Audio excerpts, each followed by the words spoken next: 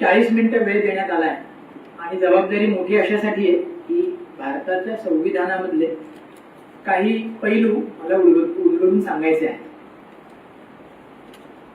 मुळात भारतीय संविधान हे असं डॉक्युमेंट आहे किंवा असा दस्तऐवज आहे की जो आपण रोज दैनंदिन जीवनामध्ये जगत असतो. जर भारतात राज्यघटना नसेल तर भारत नसेल असं म्हणायला हरकत नाही. कारण मुळात संपूर्ण देशाचं कामकाज कसं चालेल इथपासून ते नागरिकांनी दैनंदिन जीवन कसं जगावं इथपर्यंत म्हणलं तर वावगं ठरणार नाही. आज संविधानाचे कुठले पैलू उलगडून सांगावेत असा प्रश्न जेव्हा माझ्या समोर आला तेव्हा काही महत्वाच्या गोष्टी लक्षात आल्या आणि त्या आज मी तुमच्या बरोबर इथे चर्चेत घेणार आहे. संविधानाचे काही रंजक पैलू की जे आजपर्यंत कदाचित आपण पाहिले नसतील, ऐकले नसतील, वाचले नसतील असे काही उलगडून सांगण्याचा प्रयत्न करेन. त्याचबरोबरीने आपल्या संविधानात ज्या अनेक गोष्टी आहेत त्या गोष्टींपैकी 3 गोष्टींना मी आज 3 गोष्टींचा समावेश केलेला आहे. त्यातली पहिली आणि महत्वाची गोष्ट आहे ती म्हणजे मुळात संविधानाचे कुठले रंजक पैलू आहेत. दुसरं, आपली मूलभूत कर्तव्ये जी आहेत त्यापैकी एक मूलभूत कर्तव्य आणि त्याचबरोबरीने आपल्या संविधानाचं जे महत्वाचं वैशिष्ट्य आहे directive principles of state policy, त्या डायरेक्टिव्ह प्रिन्सिपल्स पैकी एक डायरेक्टिव्ह प्रिन्सिपल जेणेकरून मला स्कोप लिमिटेड राहील आणि 40 मिनिटात आपण तो कव्हर करू शकतो. तर सुरुवात करताना संविधानाबद्दल अगदी थोडक्यात तुम्हाला माहिती सांगणार आहे की मुळात भारतीय संविधान किंवा संविधान कॉन्स्टिट्यूशन राज्यघटना ही संकल्पना मुळात अस्तित्वात होती का? भारत स्वतंत्र झाला 1947 साली. आपण राज्यघटना अंमलात आणायला सुरुवात केली 26 नोव्हेंबर 1949 साली. पण राज्यघटना ही संकल्पना आपल्या देशातही असावी, आपल्या देशाची म्हणून एक राज्यघटना संविधान असावं असं सर्वप्रथम 1934 मध्ये डॉक्टर M.N. रॉय यांनी ही कल्पना मांडली होती की आपल्या देशाची म्हणून सुद्धा एक राज्यघटना असावी. आणि ही मागणी तेव्हाच्या राष्ट्रीय काँग्रेसनी 1935 मध्ये मान्य केली आणि यावर काम आपण केलं पाहिजे या विचारधारेने अनेक लोक एकत्र येऊन त्यावर काम सुरू झालं 1935 साली. 9 डिसेंबर 1946 ला संविधान सभेची पहिली बैठक झाली. 14 ऑगस्ट 1947 ला समिती स्थापन करण्याचा प्रस्ताव होता आणि मसुदा समितीची स्थापना 29 ऑगस्ट 1947 ला केली गेली आणि संविधान सभेने संविधान लिहिण्याला सुरुवात केली. म्हणजे स्वातंत्र्य मिळाल्यानंतर ताबडतोब काय केलं गेलं तर संविधान समिती गठीत करून आपली राज्यघटना आपलं संविधान बनवण्याची प्रक्रिया सुरू करण्यात आली. आता याचं कारणही स्वाभाविक आहे की मुळात देश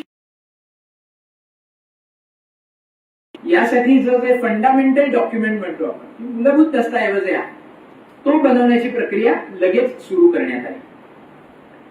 26 नोव्हेंबर 1949 ला राज्यघटना स्वीकारण्यात आली आणि म्हणूनच आपण संविधान दिन म्हणून हा दिवस साजरा करतो. आपल्यापैकी अनेकांना माहिती असेल की काही वर्षापूर्वीपर्यंत 26 नोव्हेंबर हा दिवस विधी दिवस किंवा कायदा दिन लॉ डे म्हणून साजरा केला जायचा आणि आता आपण तो दिवस संविधान दिन म्हणून साजरा करतो. 26 जानेवारी 1950 ला भारताला प्रजासत्ताक बनवून संविधान लागू करण्यात आलं. आता यातही गंमत अशी आहे की मग 26 जानेवारी हा दिवस का निवडला गेला तर त्यालाही अनेक कारण आहेत की 1930 1935 असे वेगळ्या वेगळ्या वर्षांमध्ये काही रिझोल्युशन्स पास केली होती आपण की आम्ही स्वतंत्र असणार आहोत, आमचा भारत देश असणार आहे आणि त्याचं हे संविधान असणार आहे अशी कल्पना आधीच मांडली गेली होती आणि त्या दिशेने पावलं टाकायला सुरुवातही झाली होती. आणि म्हणून एक महत्वाचं रिझोल्युशन 26 जानेवारी 1935 ला पास केलं गेलं होतं आणि म्हणून त्याची ही आठवण म्हणून 26 जानेवारी 1950 सुरुवात केली. आता आपल्या कॉन्स्टिट्यूशन मध्ये किंवा संविधान म्हणजेच राज्यघटनेमध्ये अनेक वेगळे पैलू आहेत, पण असं म्हटलं जातं की आपल्या संविधानामध्ये इतर वेगळ्या वेगळ्या संविधानांमधले अनेक पैलू घेण्यात आले, बॉरो केले गेले असं आपल्याला दिसतं. काही अंशी ते खरं सुद्धा आहे, पण आपण सगळ्यांनी ही गोष्ट लक्षात घेतली पाहिजे की आपलं संविधान जे 1947 ते 1949 या कालावधीत बनलं आणि आजही आपण जे संविधान वापरतो ते बनवत असताना संविधान सभेने, संविधान कर्त्यांनी खूप काळजी घेऊन ते बनवलं. संविधान अस्तित्वात होतं, पण सगळ्या देशांमध्ये लिखित स्वरूपात संविधान अस्तित्वात नाही. आणि ही मजेची गोष्ट आहे. म्हणजे काय तर युनायटेड किंगडम मध्ये लिखित संविधान नाही, पण संविधान आहे. युनायटेड स्टेट्स ऑफ अमेरिका इकडे संविधान आहे का तर आहे. मग आपण काय केलं, आपल्या संविधानकर्त्यांनी काय केलं, लिखित स्वरूपात संविधान बनवलं. हे संविधान जगातलं सगळ्यात मोठं लेंदी असं संविधान किंवा राज्यघटना आपली आहे, ज्याचे अनेक भाग आहेत. सुरुवातीला 8 शेड्यूल्स होती, आता 12 शेड्यूल्स आहेत. आणि असं करत हे जगातलं आजही सगळ्यात मोठं संविधान बनलेलं आहे. आता मी जे मगाशी म्हणालो की बॅग ऑफ बॉरोईंग्स किंवा इतर राज्यघटनांमधून, इतर देशांकडून अनेक गोष्टी उचलून आपण त्या आपल्या संविधानात समाविष्ट केलेल्या आहेत असं म्हटलं जातं. पण लक्षात घ्या, हे इतकं सोपं नाहीये. आपल्या देशातल्या नागरिकांच्या गरजा काय आहेत, भविष्यात नागरिकांच्या गरजा काय असू शकतील, आपली भौगोलिक परिस्थिती कशी आहे, आपली संस्कृती कशी आहे, या सगळ्याचा आधार घेऊन, या सगळ्याचा विचार करून जगात जे जे चांगलं, जे जे उत्तम ते आपण आपल्या संविधानात घेतलेलं आहे हे म्हणणं योग्य. आपण बाकीच्यांकडून गोष्टी घेतल्या असं म्हणून चालणार नाही. आपण आपल्याला आवश्यक त्या गोष्टी इतरांकडून घेतल्या असं म्हणणं हे संयुक्तिक राहील. तर असं रंजक माहिती अशी आहे की मुळात संविधानाच्या 2 मूळ प्रती लिहिल्या गेल्या. आपलं संविधान प्रिंटेड ओरिजिनल नव्हतं, ते हाती लिहिलं गेलेलं संविधान. आपल्या संविधानाची मूळ प्रत हिंदी आणि इंग्रजी या 2 भाषांमध्ये लिहिली गेली. प्रेम बिहारी नारायण रायजादा सक्सेना यांनी इंग्रजी हस्ताक्षरात आपलं संविधान लिहिलं आणि वसंत कृष्ण वैद्य यांनी हिंदी हस्ताक्षरात आपलं संविधान लिहिलेलं. ही किती मोठी गोष्ट आहे याचा अंदाज आपण बांधला पाहिजे आज, की आज प्रिंटिंग करायला सुद्धा इतका वेळ लागतो. हे संपूर्ण संविधान हाती लिहिलं गेलंय 2 प्रती त्याच्या, एक मूळ प्रत इंग्लिश आणि हिंदी या भाषांमध्ये. आणि आणखीन एक रंजक माहिती अशी आहे की हे संपूर्ण संविधान वेगळ्या वेगळ्या चित्रांचा वापर करून सजवलं गेलं आणि त्यामधून आपली संस्कृती आपल्याला दिसते. यामध्ये छत्रपती शिवाजी महाराजांचं चित्र आहे, यामध्ये झाशीची राणी लक्ष्मीबाई यांचं चित्र आहे, इतर अनेक म्हणजे रामायणाचं चित्र आहे, महाभारताचं चित्र आहे. अशी अनेक चित्र काढून आपली ही संविधानाची जी मूळ प्रत आहे ती काय म्हणूया सजावट त्याची केली गेली आहे. आणि या दोन्ही प्रती आजही आपल्या राष्ट्रपती भवनातल्या म्युझियम मध्ये ठेवलेल्या आहेत. हेलियम वायूच्या बॉक्समध्ये, काचेच्या पेटीमध्ये या दोन्ही प्रती आजही उपलब्ध आहेत. जरूर सगळ्यांनी पाहावे. आपली भारतीय संस्कृती आपल्या संविधानात प्रतीत होते आणि ते आपल्याला मूळ प्रत बघितल्यावर लक्षात येते. असं अजिबातच आपण समजलं नाही पाहिजे की संविधान म्हणजे काहीतरी वेगळं आहे. आपण जे अनेक शतकं करत होतो त्याला कोडिफाय केलं गेलं. म्हणजे आज कायद्याचा विद्यार्थी म्हणून जेव्हा अनेक कायदे वाचतो किंवा ते तयार होण्याची प्रोसेस अभ्यासतो तेव्हा असं लक्षात येतं की हे सगळं शिवाजी महाराजांच्या आधीपासूनही, किंवा आपण रामायणाचा अभ्यास केला किंवा रामायण पाहिलं, महाभारत पाहिलं तर तेव्हाही कायदे होतेच की. तेव्हाही मोठे मोठे राज्यकर्ते भारतावर राज्य करत होतेच की. मग ते कुठलेच कायदे वापरत नव्हते का किंवा कुठली संहिता वापरत नव्हते का? तर त्या वेळेला आपल्याकडे हे कायदे अस्तित्वात होतेच. स्वातंत्र्यानंतर आपली संस्कृती, आपल्या गरजा हे सगळं पाहून कायदा जो मूळ बनला तो म्हणजे संविधान, आणि तो कोडिफिकेशन करून बनवला गेला. म्हणजे यामध्ये आर्टिकल्स आहेत ज्याला आपण मराठीमध्ये अनुच्छेद असं म्हणतो. आता हे जे संविधान आहे ते बनवायला साधारणपणे किती खर्च आला तर 64 लाख रुपये खर्च आला तेव्हा. आता 1950च्या दृष्टिकोनातून 64 लाख हा खर्च तसा मोठा दिसतो. ही माहिती का सांगतो आहे, यापैकी कुठलीही गोष्ट सहज झालेली नाही. अपरिमित कष्ट घेतले गेलेत अनेक लोकांकडून. आपली जी मसुदा समिती होती किंवा संविधान समिती होती त्यातही 284 लोक होते आणि डॉक्टर बाबासाहेब आंबेडकरांच्या प्रमुख मार्गदर्शनाने हे संविधान बनलं गेलं. पण इतक्या शेकडो लोकांनी त्यामध्ये आपला आपला वाटा उचललेला आहे. 1950 मध्ये संविधान आलं असं आपण म्हणतोय, पण किती वेळ लागला साधारण तर 18 महिने आणि 18 दिवस लागले. जवळपास 3 वर्षाचा कालावधी लागलाय संविधान बनवण्यासाठी. हे सगळं सांगण्याचं कारण काय आहे तर पुन्हा पुन्हा मी हे अधोरेखित करतोय, ही सहज म्हणून झालेली गोष्ट नाही. प्रचंड कष्टपूर्वक प्रचंड निश्चयाने केलेली ही गोष्ट आहे आणि म्हणून आज आपण स्वातंत्र्याचा अमृत महोत्सव साजरा करू शकतो. 75 वर्ष सहज गेलेली नाहीत. त्यासाठी संविधानाचा पाया आहे, संविधानाचं फाउंडेशन आहे आणि आज आपला देश त्यावर उभा आहे. आता या संविधानामध्ये अनेक अनुच्छेद आहेत, अनेक शेड्यूल्स आहेत, अनेक भागांमध्ये ते विभागलं गेलेलं आहे. आता याची वैशिष्ट्य जाणून घ्यायची झाली तर यामध्ये मूलभूत अधिकार आहेत, यामध्ये सेपरेशन ऑफ पॉवर्स, की जी देशाची कामं आहेत ती विभागून देण्याचं काम, महत्वाचं काम राज्यघटनेने केलेलं आहे. लेजिस्लेटिव्ह, एक्झिक्युटिव्ह आणि ज्युडिशियल विंग्स केल्या गेल्यात आणि ज्याचं त्याचं काम त्याला वाटून दिलं गेलंय संविधानाच्या माध्यमातून. इलेक्शन्स कसे होतील, किती कालखंडासाठी आपले लोकप्रतिनिधी निवडून येतील, सगळ्या गोष्टींचा अत्यंत डिटेल्ड असा अभ्यास करून त्याचा समावेश आपल्या संविधानात केलेला आपल्याला दिसतो. आपल्या संविधानातली आणखीन एक रंजक गोष्ट अशी आहे, आपलं संविधान हे लिव्हिंग डॉक्युमेंट आहे. म्हणजे काय तर जिवंत दस्तऐवज आहे. म्हणजे काय तर आपलं संविधान, मी सुरुवातीला म्हटल्याप्रमाणे, आपण रोज जगत असतो आणि ते जर स्टॅटिक राहिलं, स्थिर राहिलं तर त्याला डबक्याचं स्वरूप येईल. त्यात जर कंटिन्युअस बदल होत राहिले नाहीत, काळानुसार गरजेनुसार आपण त्यात बदल केले नाहीत तर त्याचा आज उपयोग राहणार नाही किंवा ज्याला आपण म्हणतो रिलेव्हन्स राहणार नाही.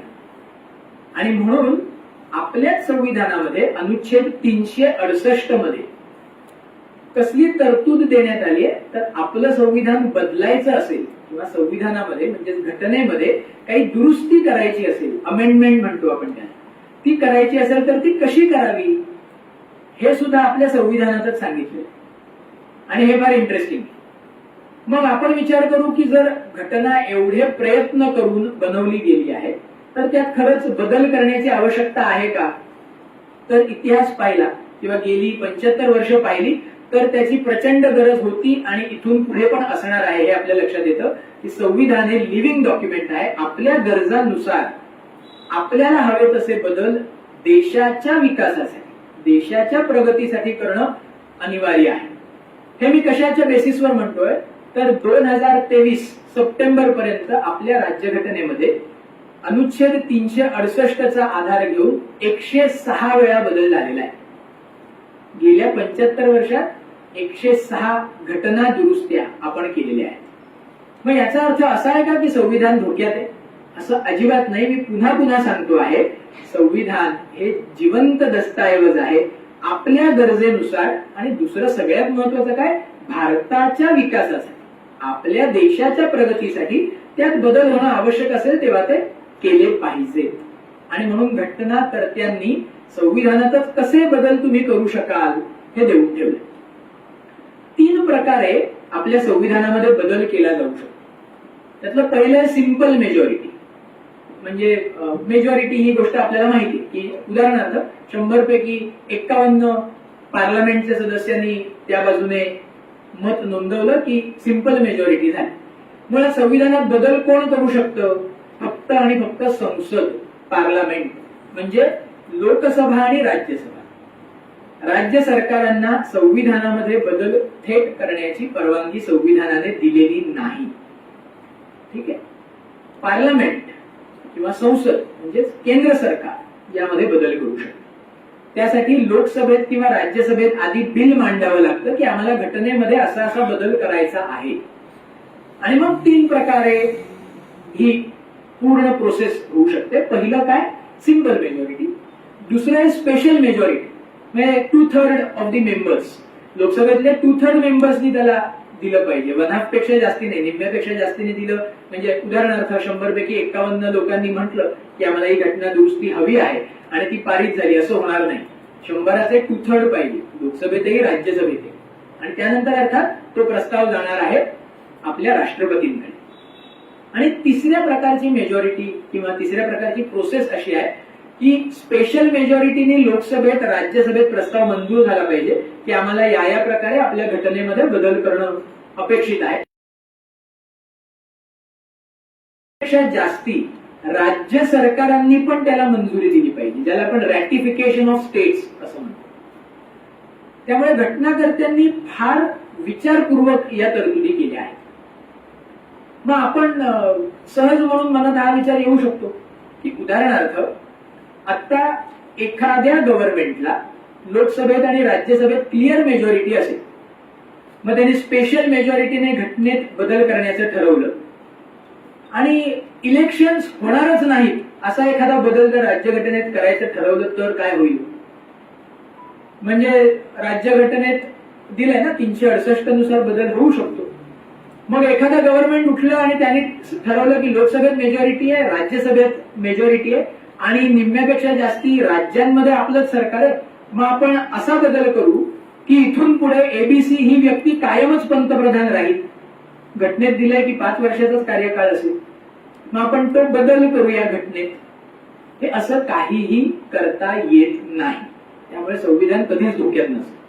म्हणजे काय, आपली राज्यघटना बनवतानाच याचा विचार करून ठेवलेला आहे.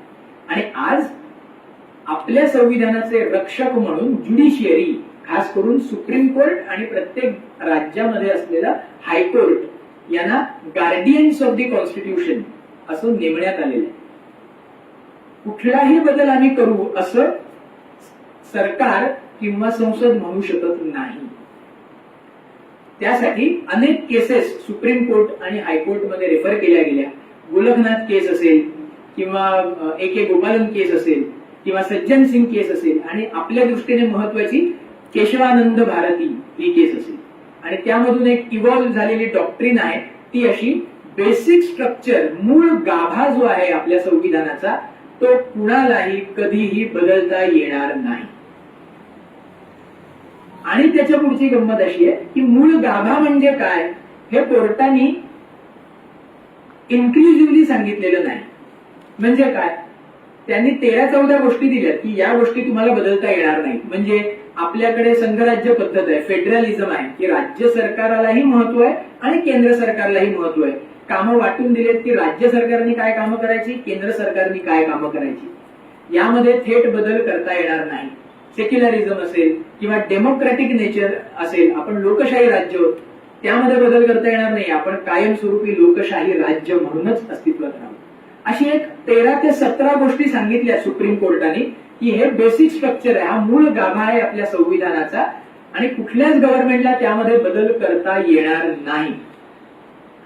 पण या 13 किंवा 17 गोष्टी म्हणजेच फक्त मूळ गाभा असं नाही. केस टू केस आम्ही ठरवू की ज्या गोष्टीमध्ये गव्हर्नमेंट बदल करू इच्छितं ते आपलं बेसिक स्ट्रक्चर आहे का, तो आपल्या संविधानाचा मूळ गाभा आहे का, आणि मग आम्ही परवानगी देऊ. त्यामुळे आपल्या संविधानामध्ये जरी बदल आवश्यक असले तरी आपण आपल्या संविधानाचा मूळ गाभा कधीही बदलू शकत नाही. आता हे सांगण्याचं कारण काय, तर नागरिक म्हणून तुमची माझी ही जबाबदारी आहे की आपल्या संविधानाचा मूळ गाभा काय हे जाणून घे आणि तो शाश्वत राहील यासाठी प्रयत्न करणं. कारण सुप्रीम कोर्टने 13 गोष्टी सांगितल्या. तो केस टू केस नवीन ऍड होऊ शकतात की यालाही मूळ गाभा म्हटलं पाहिजे, यालाही मूळ गाभा म्हटलं पाहिजे. आणि म्हणून आपल्याला आपली कॉन्स्टिट्यूशन, आपली राज्यघटना, संविधान माहिती पाहिजे. आपल्याला आता जैन सरांनी प्रस्तावनेत सांगितलं तसं 5% लोकांना संविधान कळलं किंवा लिटरसी अबाउट कॉन्स्टिट्यूशन फक्त 5% लोकांमध्ये आहे असा एक अहवाल सांगतो. आम्ही वर्षानुवर्ष कॉन्स्टिट्यूशन वाचूनही आम्ही त्या 5% आहोत असं ठामपणे म्हणावं की नाही हा विचार आम्ही करतो. आपल्या सगळ्यांना निदान बेसिक गोष्टी तरी माहिती असाव्यात याकरता आपण निश्चित प्रयत्न केले पाहिजेत आणि म्हणून हा सगळा प्रयत्न. संविधान सोपं करून सांगणं कठीण आहे. याचं कारण काय आहे की मुळात तो एक कायदा आहे आणि हे स्वाभाविक आहे की सामान्य माणसाने संविधानाची प्रत हातात घेतली आणि त्याला लगेच सगळंच कळलं असं होणार नाही. आपल्यालाही प्रयत्न केले पाहिजे, मग संविधान निश्चित करेल. त्यापैकी हा एक प्रयत्न. आता त्या पुढची एक संविधानातली महत्वाची गोष्ट, directive principles of state policy. म्हणजे काय तर आपल्या संविधानकर्त्यांनी संविधान बनवत असताना भविष्यात येणाऱ्या सरकारांसाठी आणि नागरिकांसाठी काही डायरेक्शन्स देऊन ठेवल्या, दिशादर्शक तत्व येते, दिशा देऊन ठेवली की इथून पुढे जी गव्हर्नमेंट्स येतील, जे पॉलिसी मेकर्स येतील त्यांनी या दिशेने कायदे बनवावेत, या दिशेने प्रयास करावे. आणि हे फार महत्वाचं तत्व आहे, directive principles of state policy. म्हणजे 1949 सालीच तेव्हाच्या संविधानकर्त्यांनी आपल्याला दिशा दाखवून ठेवली की या गोष्टी आज अस्तित्वात नाही आहेत किंवा आम्ही काही कारणाने आज या गोष्टी राज्यघटनेमध्ये आणू शकलो नाही होत, पण भविष्यात येणाऱ्या गव्हर्नमेंट्सनी, भविष्यात नागरिकांनी प्रयत्नपूर्वक या दिशेने वाटचाल करावी. याला आपण म्हणू शकतो directive principles of state policy. कशी असावी स्टेट पॉलिसी हे त्यात दिलेलं आहे. मग याचं एक चांगलं उदाहरण म्हणजे प्रत्येक लहान मुलाला प्राथमिक शिक्षण मोफत मिळावं हे डायरेक्टिव्ह प्रिन्सिपल होतं. त्याचा उल्लेख अधिकार म्हणून नव्हता. राईट टू एज्युकेशन आपल्याला माहिती आहे, पण ते डायरेक्टिव्ह प्रिन्सिपल म्हणून देऊन ठेवलं होतं 1949 साली. कारण काय, घटना करताना तेव्हा माहिती होतं की आता आपला देश आपल्या पायावर स्वबळावर उभा राहतोय. थेट सगळ्या लहान मुलांकरता मोफत शिक्षण देणं कदाचित 1949 साली तेव्हाच्या सरकारला नाही जमू शकत किंवा प्रायोरिटीज वेगळ्या आहेत. तेव्हा लोकांना रोजगार देणं, लोकांना खाण्यापिणं देणं, आरोग्य व्यवस्था इकडे फोकस करावा लागेल कदाचित तेव्हाच्या सरकारला. पण भविष्यात हे होणं गरजेचं असं डायरेक्शन देऊन ठेवलं. ते आपण 2004-5 साली 2001 साली पूर्ण करण्याचा प्रयत्न केला. वेगळ्या वेगळ्या राज्यांनी त्याच्या दृष्टीने पावलं टाकली आणि मग केंद्र सरकारने राज्यघटनेत आपला मूलभूत अधिकार, फंडामेंटल राईट म्हणून राईट टू एज्युकेशन दिला की प्रत्येक 14 वर्षाखालच्या मुलाला प्राथमिक शिक्षण. डायरेक्टिव्ह प्रिन्सिपल पूर्वी होतं संविधानात, त्याचा मूलभूत अधिकार केला गेला. आता सध्या चर्चेचा विषय म्हणून एक डायरेक्टिव्ह प्रिन्सिपल सांगतोय, ते म्हणजे युनिफॉर्म सिव्हिल कोड, समान नागरी कायदा. इंटरेस्टिंगली आर्टिकल 44 मध्ये आपल्या संविधानात 1949 सालीच युनिफॉर्म सिव्हिल कोड गव्हर्नमेंटनी लागू करावा अशी दिशा संविधानकर्त्यांनी देऊन ठेवलेली आहे. या बरोबरीने इतरही अनेक गोष्टी आहेत ज्या पूर्ण करण्याचा आपण प्रयत्न करतोय. पण आज चर्चेचा विषय मग युनिफॉर्म सिव्हिल कोड आल्यावर असं होईल, तसं होईल, यांचा तोटा होईल, यांचा फायदा होईल. पण 1949 सालापासून त्या दिशेने आपण वाटचाल करायला पाहिजे होती, जी आज आपण करतो आहोत. युनिफॉर्म सिव्हिल कोड आर्टिकल 44 अनुच्छेद 44 मध्ये राज्यघटनेत मुळात अस्तित्वात आहे. आपण काही वेगळं नवीन करण्याचा प्रयत्न करत नाही आहोत. राज्यघटना करणाऱ्यांनी आपल्याला जी दिशा दिली आहे त्याच दिशेने आपण जाण्याचा प्रयत्न करतोय. युनिफॉर्म सिव्हिल कोड, समान नागरी कायदा म्हणजे काय, आपलं जे संविधान आहे ते सगळ्यांना समान प्रकारे लागू आहे. त्याच प्रकारे आपले जे क्रिमिनल लॉज आहेत तेही प्रत्येकाला समान प्रकारे लागू आहेत. पण आपले कायदे हे 4 गोष्टींमध्ये थोडे वेगळे वेगळे आहेत. त्या 4 गोष्टी कोणत्या तर विवाह, डिव्होर्स, सक्सेशन आणि अडॉप्शन या 4 गोष्टींमध्ये पर्सनल लॉज वेगळे वेगळे आहेत. मग हे वेगळे वेगळे कायदे रद्द करून सगळ्याच लोकांसाठी युनिफॉर्म सिव्हिल कोड असावा या दृष्टीने युनिफॉर्म सिव्हिल कोडकडे आपण पाहिलं पाहिजे आणि त्याची तरतूद 1949 मध्येच घटनाकारांनी करून ठेवलेली आहे. Directive principle of state policy आपल्याला देऊन ठेवलं आहे. आता मग कशाच्या आधारावर वेगळे कायदे, तर धर्माच्या आधारावर हे कायदे वेगळे आहेत. मोहम्मदन लॉ वेगळा आहे, हिंदू लॉ वेगळा आहे, पारसी मॅरेज ऍक्ट वेगळा आहे, ख्रिश्चन मॅरेज ऍक्ट वेगळा आहे आणि या स्तरांवरती पर्सनल लॉज आपले वेगळे आहेत. हे सगळे जाऊन एक कोडचं स्वरूप असावं असं आपल्या राज्यघटनेत सांगून ठेवलेलं आहे. आता यापुढे मी म्हटलं तसं आणखीन एक वेगळी गोष्ट जी आपल्या राज्यघटनेमध्ये दिलेली आहे ती म्हणजे आपली मूलभूत कर्तव्य, फंडामेंटल ड्युटीज. आपल्या सगळ्यांना माहिती आहे की मूलभूत अधिकार आपल्याला दिलेलेच आहेत. आता या बाबतीत रोचक गोष्ट अशी आहे की मूळ संविधानामध्ये फंडामेंटल ड्युटीज किंवा मूलभूत कर्तव्य नव्हती. मूलभूत अधिकार होते पण मूलभूत कर्तव्य मूळ संविधानामध्ये अस्तित्वात नव्हती. एकूण किती कर्तव्य आहेत कुणाला माहिती आहे का? एकूण किती मूलभूत कर्तव्य आहेत आपली? 11 कर्तव्य जी प्रत्येक नागरिकाने केलीच पाहिजे. आता या कर्तव्यांपैकी सगळीच कर्तव्य आपल्याला करायची आहेत का? तर उत्तर आहे हो. कारण जसे सगळे मूलभूत अधिकार आपल्याला हवे असतात तशीच मूलभूत कर्तव्यही आपण अंगीकारली पाहिजे. मग ही मूलभूत कर्तव्य कधी ऍड केली गेली तर 42व्या घटना दुरुस्तीने 1976 साली आपल्या सगळ्यांसाठी मूलभूत कर्तव्य आपल्या संविधानात ऍड केली गेली. आता बघा, पहिल्या मुद्द्याशी लिंक करण्याचा प्रयत्न करतो की घटना दुरुस्ती जी 106 वेळा झाली त्यातली 42व्यांदा जेव्हा घटना दुरुस्त केली तेव्हा त्यामध्ये काय केलं? मूलभूत कर्तव्य ऍड केली जी पूर्वी नव्हती. त्यामुळे घटनेमध्ये विविध प्रकारे आपल्या गरजांनुसार बदल होणं ही काळाची गरज असते. आपल्या देशाच्या विकासासाठी जे जे गरजेचं आहे ते त्यात केलं पाहिजे.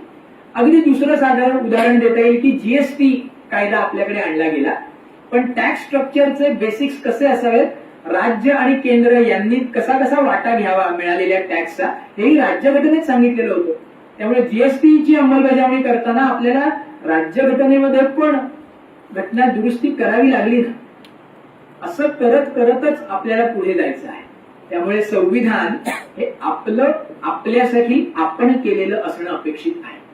डॉक्टर बाबासाहेब आंबेडकरांनी याच हेतूने आपल्या एका भाषणात ते म्हटलं होतं की लोकांचं लोकांसाठी लोकांनी केलेलं सरकार असणं अपेक्षित आहे म्हणजे लोकशाही असं म्हटलेलं आहे आणि त्याचाच उल्लेख आपल्या संविधानात आहे. आपण डेमोक्रॅटिक नेशन आहोत, लोकशाही राज्य आहोत आणि म्हणून घटना दुरुस्ती पण अपेक्षित आहे, आवश्यक आहे.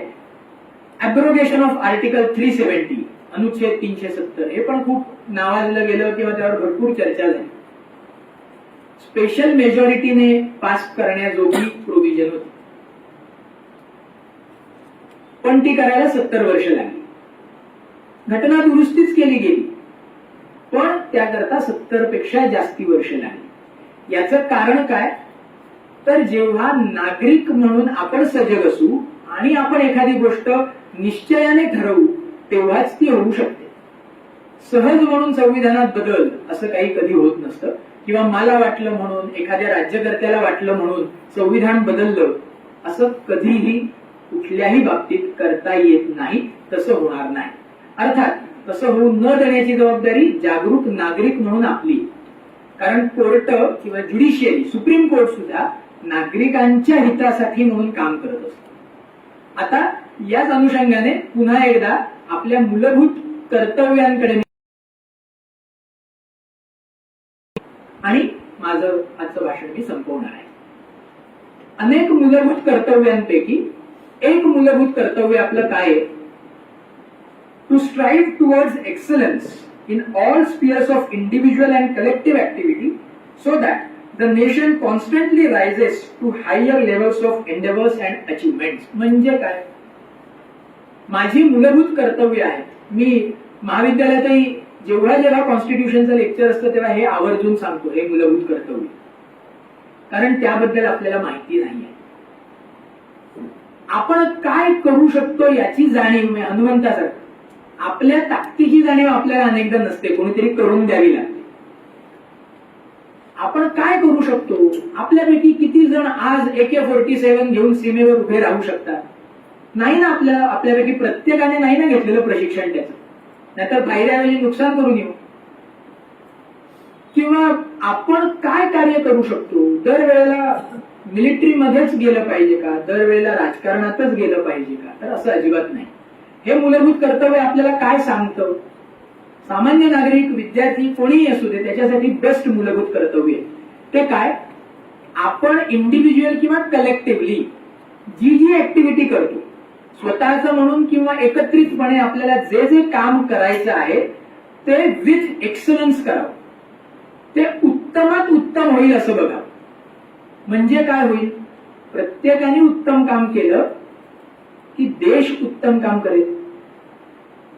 मी शिक्षक म्हणून उत्तम शिकवलं, चांगले विद्यार्थी तयार होतील. विद्यार्थ्यांनी उत्तम विद्यार्थी विथ एक्सलन्स अभ्यास केला तर तो चांगला वकील होईल. मी सफाई कर्मचारी असेल, मी सफाई चांगली केली, देश स्वच्छ होणार आहे.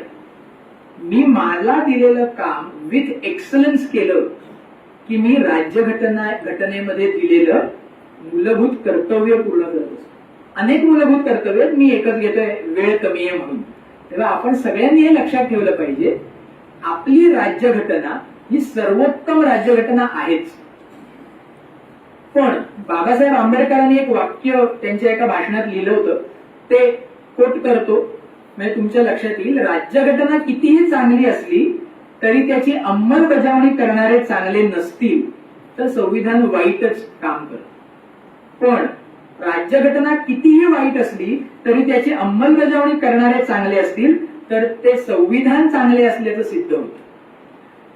तेव्हा समाजात, आपल्या आजूबाजूला किंवा आपण स्वतः संविधानात ही गोष्ट चुकीची आहे किंवा अमुक एखादी गोष्ट संविधानात वाईट आहे असं म्हणत असताना आपण संविधान जाणून घेऊन आपण संविधान चांगल्या प्रकारे वापरतो का, संविधानात दिल्याप्रमाणे आपण स्वतः वागतो का, हे अंतर्मुख होऊन प्रत्येकाने विचार केला पाहिजे. किंवा अमुक एक सरकार संविधानाच्या अगेन्स्ट आहे असं म्हणताना तुम्ही तुमची मूलभूत कर्तव्य नीट करता आहात का? तुम्ही संविधानासाठी काय करत आहात हे प्रश्न प्रत्येकाने स्वतःला विचारले पाहिजे. आपल्या मूलभूत कर्तव्यांपैकी एक परत एकदा अधोरेखित करतो आणि माझं आजचं भाषण संपवतो की आपण जे काम करू ते विथ एक्सलन्स करावं. आणि हे मी सांगत नाहीये, आपलं संविधान सांगतं. मग मला संविधान कळत नाही किंवा मी त्या 5% आहे की नाही हा प्रश्न विचारण्यापेक्षा किती साधा सोपं सरळ करून ठेवलेलं आहे. मी जे काम करतो ते जास्तीत जास्त चांगल्या पद्धतीने केलं पाहिजे. आज संधी मिळाली 40 मिनिटं बोलण्याची, आज संधी मिळाली रॅलीत सहभागी होऊन इथे ऐकून घेण्याची, जास्तीत जास्त उत्तम प्रकारे ऐकलं पाहिजे. जे काम करू ते उत्तमात उत्तम केलं तर आपल्याला राज्यघटनेमध्ये अभिप्रेत असलेलं आपलं एक मूलभूत कर्तव्य पार पाडता येईल. या गोष्टीची आपण सगळ्यांनी जाणीव ठेवूया. आपली राज्यघटना ही सर्वोत्तम आहेच आणि आपण नागरिक म्हणून ती सर्वोत्तम प्रकारे आता इम्प्लिमेंट केली पाहिजे. जेव्हा जेव्हा ज्या प्रकारे आपल्याला देशासाठी म्हणून उत्तम काही करता येईल त्या वेळेला ते निश्चित केलं पाहिजे. हा प्रण आज आपण सगळ्यांनी करूया. आणि मला दिलेल्या वेळामध्ये मी थोड्याफार प्रमाणात संविधान तुमच्यापर्यंत पोहोचवण्याचा प्रयत्न केला. या सगळ्या प्रोसेसमध्ये तुम्ही मला साथ दिलीत. माझी इंडिव्हिज्युअल ऍक्टिव्हिटी कलेक्टिव्ह ऍक्टिव्हिटी केलीत. आता विथ एक्सलन्स करायचं असेल तर जे कळलंय ते अंगीकारून तसं वागता येतंय का याचा प्रयत्न करूया. संविधान आणखीन चांगल्या पद्धतीने इथून पुढे स्वतः प्रयत्न करून जाणून घ्यायचा प्रयत्न करूया.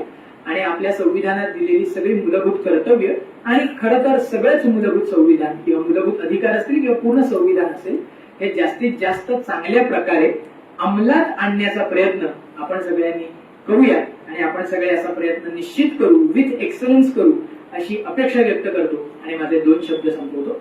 धन्यवाद.